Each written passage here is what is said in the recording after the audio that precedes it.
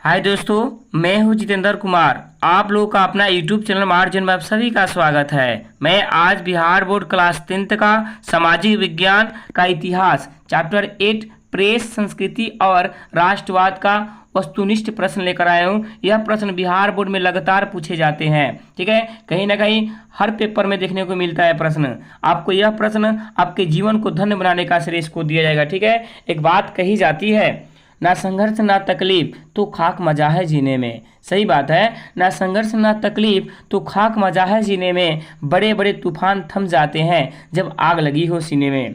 और जितने की जलवा है और जितने की जुनून है तो उस पड़ोसी को औकात की थाह लगाओ जो पूरे आपको देख हंसते हैं। उनके घर के आगे डीजे बजाओ। एक जुनून होनी चाहिए जितने की, ताकि तब आप पूरे दुनिया को पराजित कर सके। ठीक है, कही जाती है तू सिंह बनो सिंहासन का चिंता मत करो, तू जहां बैठेगा वही तुम्हारा का होगा सिंहासन होगा।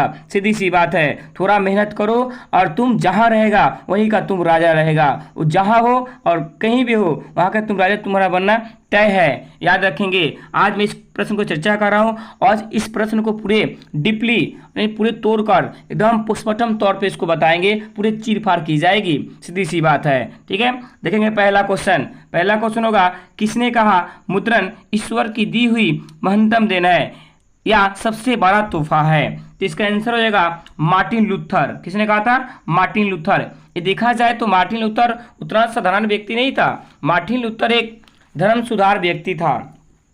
देखा जाए धर्म सुधार आंदोलन एक व्यक्ति था जो इन्होंने बहुत ज़्यादा अपने जीवन में कार्य किया था। सरासरी तौर पर देखा है तो मार्टिन लूथर के नाम सब लोग जानते हैं। ठीक है, याद रखेंगे।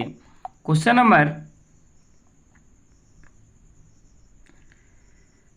दूसरा है, विश्व में सर्वप्रथम मुद्रण की शुरुआत कहाँ हुई थी? तो इसका आंसर हो जाएगा ऑप्शन सी। कहाँ हुई थी? सी, यानी चीन में हुआ था। याद रखेंगे। क्वेश्चन नंबर 3 है, मुद्रण का आविष्कार कहाँ हुआ था?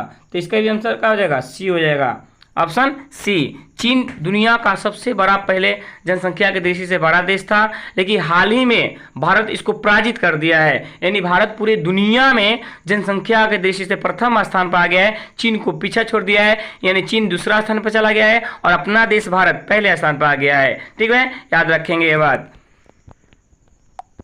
क्वेश्चन नंबर 4 है, भारतीय समाचार पत्रों के मुक्तिदाता के रूप में भारत के कौन गवर्नर जनरल विख्यात है?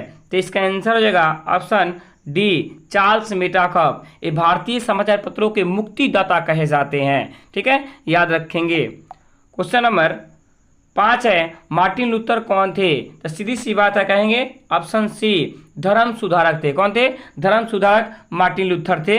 याद रखेंगे। क्वेश्चन नंबर 6 है, रूसो कहाँ का दार्शनिक था? तो इसका आंसर हो जाएगा ऑप्शन ए, फ्रांस का। कहाँ का था? फ्रांस का। देखिए, रूसो देखा जाए तो फ्रांसीसी क्रांति जो 1789 में हुई थी और अमेरिकी स्वतंत्रता संग्राम के तौर पे, तो कहीं ना कहीं इनका योगदान उसमें बहुत ज़्यादा रहता है। याद रखेंगे। ठीक है, रूसो के द्वारा। क्वेश्चन नंबर 7 है, गुटेनबर्ग का जन्म हुआ था? तो इसका आंसर हो जाएगा ऑप्शन बी, जर्मनी में हुआ था। कहाँ हुआ था? जर्मनी में। याद रखेंगे। क्वेश्चन नंबर 8 है, हिंदुस्तान रिव्यू का प्रकाशन किसने आरंभ किया था? तो इसका आंसर हो जाएगा ऑप्शन डी, सच्चिदानंद सिन्हा ने किया था। किसने किया था? सच्चिदानंद सिन्हा ने। ये देखा जाए तो हिंदुस्तान रिव्यू पत्र का संपादक थे। इन्होंने 1899 में इस पत्र का संपादन किया था और यह पत्र अंग्रेजी भाषा में छपने वाली थी। ये बात याद रखेंगे। कहीं ना कहीं बिहार बोर्ड के लिए कतई जहर प्रश्न होगा।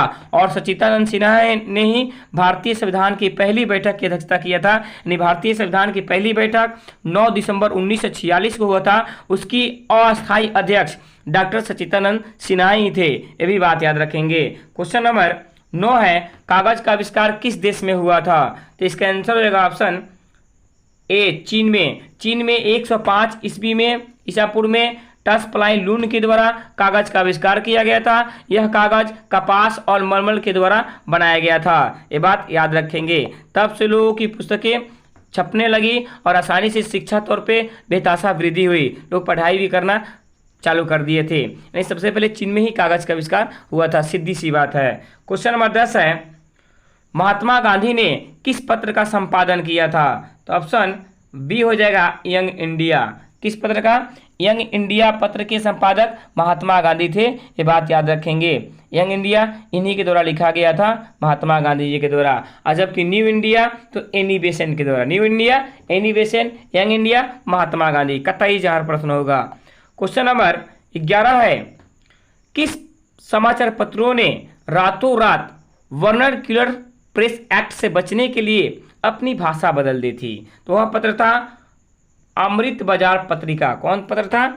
अमृत बाजार पत्रिका था, जो भारतीय समाचार पत्र अधिनियम से यानी वर्नाक्यूलर प्रेस एक्ट से बचने के लिए अपना भाषा रातों रात चेंज कर दिया था। क्योंकि वर्नाक्यूलर प्रेस जो था ये 1878 में लॉर्ड लिटन के शासनकाल में पारित किया गया था। इसमें भारत की कोई भी समाचार पत्र को लेकर, किसी भी बात को लेकर प्रतिबंध लगा दिया गया था। तब जाकर लॉर्ड रिपन साहब आए तो इसको 1882 में इस वर्नाक्यूलर प्रेस एक्ट को रद्द किया था, ये भी बात याद रखेंगे। और अमृत बाजार पत्र के संपादक कौन थे? तो मोतीलाल घोष थे, ये भी बात याद रखेंगे। ये कब छपा गया था? तो 1868 में अंग्रेजी में छपा गया था। ये बंगाल के साप्ताहिक पत्र था, ये भी बात याद रखेंगे। कतई जहर पॉइंट होगा। ठीक है। क्वेश्चन नंबर 12 है, गुटेनबर्ग ने सर्वप्रथम किस पुस्तक की छपाई की थी? तो इसका आंसर हो जाएगा ऑप्शन डी, बाइबिल पुस्तक की। किस पुस्तक की? बाइबिल पुस्तक की। जो बाइबिल पुस्तक थी, यह पुस्तक ईसाई धर्म का सबसे बड़ा ग्रंथ था, याद रखेंगे। और बाइबिल पुस्तक वहाँ के लोगों के द्वारा इसको छपवाया गया था। यानी छापाखाना का जब आविष्कार किए थे गुटेनबर्ग ने, तो सबसे पहले इसी पुस्तक को छापे थे। किस पुस्तक को? बाइबिल को। ठीक है, ठेके पर लेकर काम कर रहे थे बाइबिल को। ये बंदा छाप रहा था, लेकिन इसका भी लोग विरोध किए थे। ठीक है यार, इसका भी विरोध किया गया था, कोर्ट के द्वारा इसको मान्यता भी खत्म कर दी गई थी। फिर ये बंदा छापने लगा था, सीधी सी बात है। ठीक है, तो बाइबिल क्या था? तो बाइबिल एक ईसाई धर्म का लोगों का एक सबसे प्रमुख धार्मिक ग्रंथ या पुस्तक था, जो गुटेनबर्ग छापाखाना में छपने वाली सबसे पहली पुस्तक थी, ये भी बात याद रखेंगे।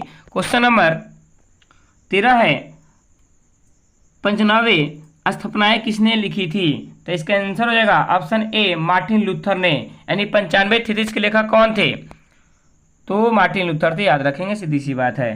क्वेश्चन नंबर 14 है, मराठ समाचार पत्र किस भाषा से संबंधित था? तो ऑप्शन ए हो जाएगा अंग्रेजी से। किसे था? अंग्रेजी से। किसे था? अंग्रेजी से, बात याद रखेंगे। और इस पत्र के संपादक कौन थे? जो आपका ये कर रहा है मराठ समाचार पत्र, इस पत्र के संपादक कौन थे? तो इस पत्र के संपादक कौन थे? चलिए इसको देखेंगे अगला पॉइंट में। क्वेश्चन नंबर अगला देखेंगे 15 आ जाएगा, 15 नंबर क्वेश्चन। हाँ, मराठ पत्र के संपादक थे आपका कौन? बाल गंगाधर तिलक। लेकिन यहाँ पे हाँ, मराठ समाचार पत्र का ही कर रहा है। तो मराठ समाचार पत्र अंग्रेजी में छपने वाली पत्र थी। ये कब छपी थी? तो 1881 में, याद रखेंगे। सॉरी हाँ, 1881 में छपी थी बाल गंगाधर तिलक के द्वारा। इसका ऑप्शन क्या हो जाएगा? ये हो जाएगा, अंग्रेजी में छपी थी बाल गंगाधर तिलक के द्वारा। कब? 1881 में, ये बात याद रखेंगे। क्वेश्चन नंबर 15 देखेंगे, अमृत बाजार पत्रिका के संपादक कौन थे? तो इसका आंसर हो जाएगा ऑप्शन ए, मोतीलाल घोष थे। कौन थे? मोतीलाल घोष, याद रखेंगे। यह 1868 में यह पत्र छपा गया था अंग्रेजी भाषा में, जो बंगाल का साप्ताहिक पत्र था। यही पत्र वर्नाक्यूलर प्रेस एक्ट से बचने के लिए रातों रात अपना भाषा बदल दिया था। सोच लीजिए, एक बड़ी बात है, क्योंकि भारत समाचार पत्र जो अधिनियम था, इसे बहुत से संपादकों को डर था, बहुत से पत्रों को डर था, जिसकी वजह से डरते थे। सोचिए ना, यहाँ पे इसी डर की वजह से ही अमृत बाजार जो पत्रिका थी, रातों रात अपना भाषा चेंज कर दिया था। यानी इसका भाषा जो था, सरासरी तौर पे देखी जाए तो इसका भाषा तो आपका क्या था? अंग्रेजी था, लेकिन अंग्रेजी से चेंज कर दिया था, सीधी सी बात है। किसे बचने के लिए? वर्नाक्यूलर प्रेस एक्ट से बचने के लिए। क्वेश्चन नंबर 16 है, 95 थीसिस किसने लिखी थी? तो ऑप्शन ए हो जाएगा मार्टिन लूथर ने। किसने लिखी थी? मार्टिन लूथर ने, बात याद रखेंगे। क्वेश्चन नंबर 17 आज के लिए लास्ट प्रश्न देखेंगे, मिरातल उल अखबार के संपादक कौन थे? तो इसका आंसर हो जाएगा ऑप्शन मिरातल उल अखबार के संपादक कौन थे? तो इसका आंसर हो जाएगा ऑप्शन ए, कहा जाएगा मिरातल, क्या क्वेश्चन आपका, मिरातल उल अखबार के संपादक कौन थे? मिरातल उल अखबार के संपादक कौन थे? मिरातल उल अखबार के संपादक कौन थे? तो इसका आंसर हो जाएगा ऑप्शन ये हो जाना चाहिए, राजा राम मोहन राय। क्या होगा? राजा राम मोहन राय मिरातल उल अखबार के संपादक थे, ये बात याद रखेंगे। ठीक है, कहीं ना कहीं यह क्वेश्चन बहुत इंपॉर्टेंट प्रश्न होगा आप लोग को बिहार बोर्ड की दृष्टि से, कतई जहर प्रश्न होगा, ये भी याद रखेंगे। ठीक है, आप लोग इस वीडियो को देखें और लाइक करें, प्लीज़ सब्सक्राइब करें और क्या करें, शेयर करें। ठीक है, तो मिरातल उल अखबार के संस्थापक कौन थे? तो राजा राम मोहन राय थे, यह बात याद रखेंगे। और राजा राम मोहन राय इस पत्र को संपादक कब किए थे? तो देखा जाए तो इनकी द्वारा एक और पत्र का लिखा गया था बंगाल में, एक संवाद कैमुदी, जो 1821 में छपा था। ये जो था मिरातुल समाचार पत्र, यह 1822 में फारसी भाषा में प्रकाशित हुआ था, ये भी बात याद रखेंगे। ठीक है, और देखा जाए तो राजा राम मोहन राय के द्वारा अंग्रेजी में ब्रहनिकिल मैगजीन पत्र का भी संपादन इनके द्वारा किया गया था, याद रखेंगे। कतई जहर प्रश्न होगा बिहार बोर्ड की दृष्टि से। धन्यवाद। जय हिंद, जय भारत। कहीं डाल डाल पे सोने की चिड़िया करती है बसेरा, ओ भारत देश है मेरा, ओ भारत देश।